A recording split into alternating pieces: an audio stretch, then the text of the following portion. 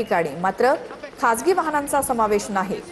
साहेबांनी फक्त उक्तीतून नाही तर थेट कृती करून पंतप्रधान नरेंद्र मोदीजींच्या आव्हानाला प्रतिसाद दिलाय आणि आज सकाळी लवकर उठून मुंबई सेंट्रलवर वंदे भारत एक्सप्रेस पकडली आणि त्या वंदे भारत एक्सप्रेसनी शिर्डीपर्यंतचा प्रवास मुख्यमंत्री देवेंद्रजी फडणवीस साहेब करतायत। पंतप्रधान नरेंद्र मोदींच्या आव्हानाला उक्तीतून नाही तर कृतीतून प्रतिसाद देणारे मुख्यमंत्री कोण असतील तर देवेंद्रजी फडणवीस साहेब आहेत।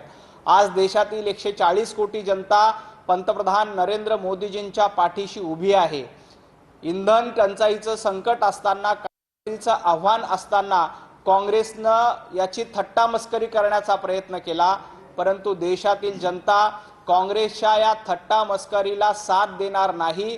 तर ज्या पद्धतीनं देवाभाऊंनी वंदे भारतनी प्रवास केला, त्यांनी कुठेही चार्टर्ड वापरलं नाही किंवा कुठेही वाहनाचा ताफा वापरला नाही। याआधी जेव्हा वर्षा निवासस्थान ते विधान भवन असा बुलेटनी प्रवास केला होता, त्यावेळेला काँग्रेसनी त्यांची थट्टा उडवण्याचा प्रयत्न केला होता। पण काँग्रेसच्या कच्च्या बच्चांनी लक्षात ठेवलं पाहिजे, देवाभाऊ हे कृतीतून व्यक्त होणारे नेते आहेत। त्यामुळेच आज वाहनांचा ताफा बाजूला ठेवून, आज चार्टर फ्लाइट बाजूला ठेवून सर्वसामान्य नागरिकाप्रमाणे वंदे भारत एक्सप्रेसनं शिर्डीपर्यंत प्रवासाला गेलेत।